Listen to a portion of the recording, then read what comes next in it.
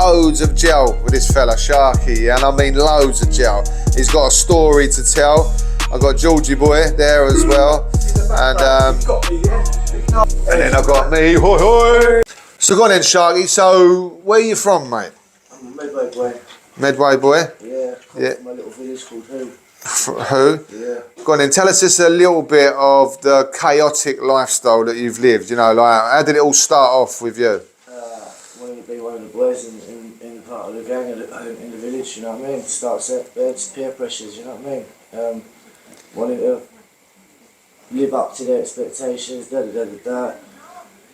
One thing I suppose led to another. Before you knew it, you was in the gang. Well, I was in the game, I was in jail. None of the friends that I grew up with come see me and nothing like that. Well, you know, I lived my own life and made my own friends from jail. Can I ask you one question, Sharky? It's a true saying.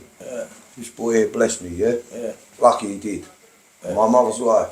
Now when your pocket goes, your friends. Yeah, like nicking cars, burglaries, robberies, everything you can think of. Just You name it. Start small stuff and Done it, like we've all done it. All done it. Like 11 years behind the door. You know me, Sharky. Done 11 years? Right. Yeah, 11 years. You've done 11 years behind the door. So what was that? Was that... That's in total through my growing up years. 11 years in total. Longest one was 6 3/4. Was that due to drug addiction? Yeah, fully. Yeah, go on, what drugs was it? Alcohol first. Alcohol first? Alcohol's a drug, simple. That's all I'm going to say to people. Alcohol's a drug, mate. And it's the worst one because you can go and buy it from the shop. Yeah. You know, or you can nick it from your mum and dad.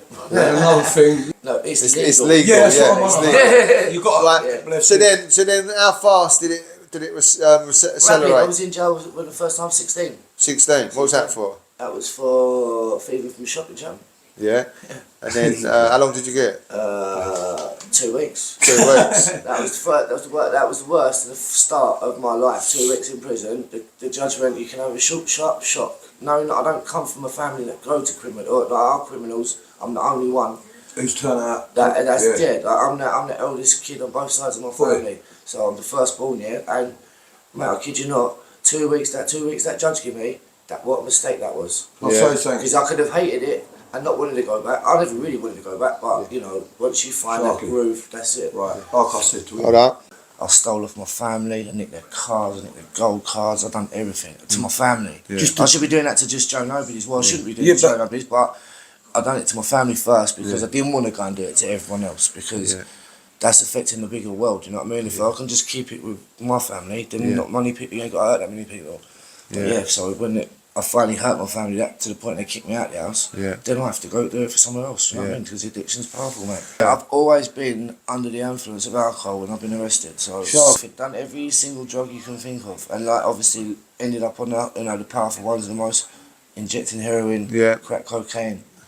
Well, heroin, I didn't start that till I was 29, bro. So, 29? Yeah, later started like that, mate. I've been a crackhead since day one. So how did crack make you feel then?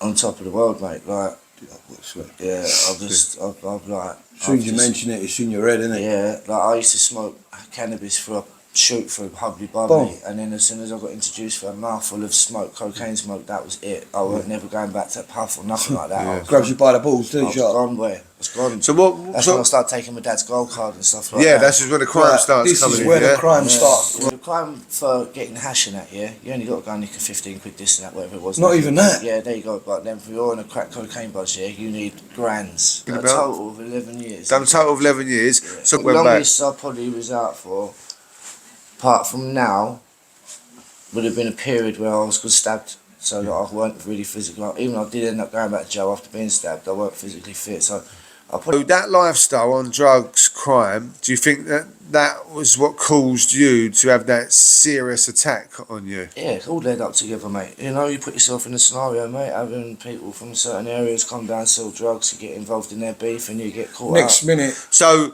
go on, tell us a little bit, one sec, George, sorry. So tell us a little bit about, so you got caught up in some mad stabbing attack years ago. So tell us a little bit how drugs influenced that. And then obviously I'll take a little photograph of the scar that you're carrying. Yeah, tell us a little. So I had 2 different sittings. The one on my back, 50 stitch slash mark. Yeah, 50 stitches and you've been slashed on your back. Yeah. We've got more there. Got a big boy.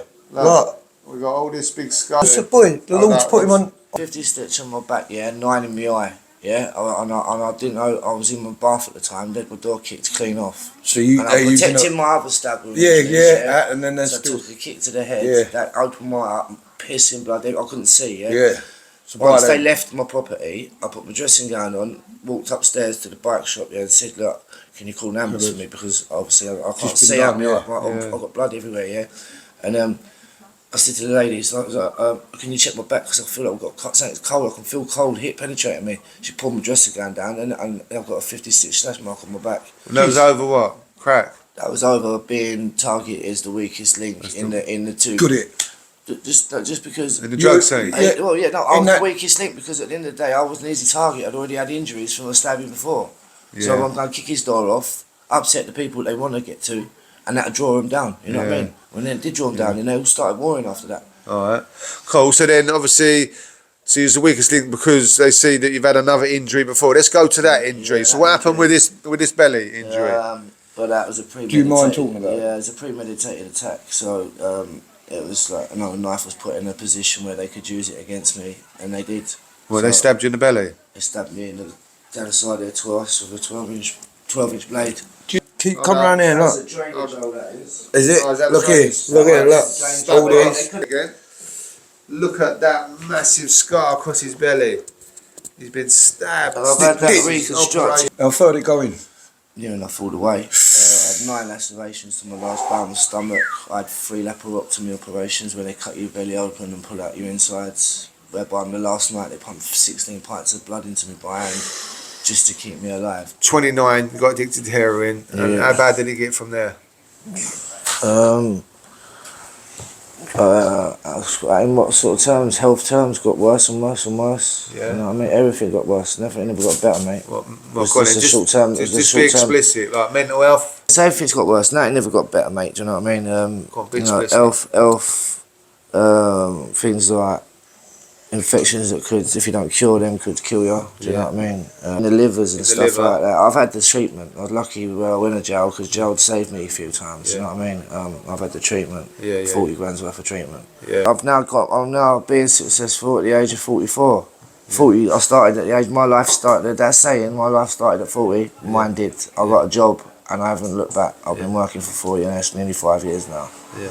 Doesn't mean I've been greatest with money and that, because I've been an addict still, do you know what I mean? And when you got money, and you earn your money, you feel you can spend it on what you want to spend it on. So yeah, it kind of, You've got a bit of cash behind you. You know kind of you're makes it spending. feel, mate, makes it feel it's easier, and you can condone it more because you earn it instead of thieving it. Do you know what I mean? So that, you know, the addiction will eat up it'll eat up any little goodnesses around you. You know what I mean? And it don't take no prisoners. Yeah. You know what I mean? You go to work all day and think, yeah, right, cool, got a house, got this, got that, but addiction steps in and goes, all right, well, don't worry about your bills, don't worry about the rent, you've got it. We're going to spend it on, and you end up being in trouble for paying your rent then, you know what I mean? So I work for a decent company, Work for a decent company. building houses, Building houses. yeah, well, I manage labourers on site, and yeah. So you've learnt a hard way, Yeah, I've learnt the hard way. but sure, you're yeah. climbing as we speak. You're trying to get to. Try and better myself, man. Every day I try to better myself. Yeah. Any youngsters out there that feel that they're under pressure to do something that they don't feel comfortable with, if you're in a position with someone that you can talk to them. Don't keep it to yourself. Let it out, innit? Yeah, let it out. Don't let people bully you into positions or any pressures. You know what I mean? Like peer pressure or anything like that to just hang about with people from your little village or something or wherever you come from. You know what I mean? But I've done it, been there, seen it. Got the tickets, got the scars, got the jail time. Still lucky to be here, passing the message on, making sure that others don't lead the life I've lived because it ain't nice. If you're in a position where you can talk to someone before you make that action, go do it. Before you make the wrong actions, you know what I mean?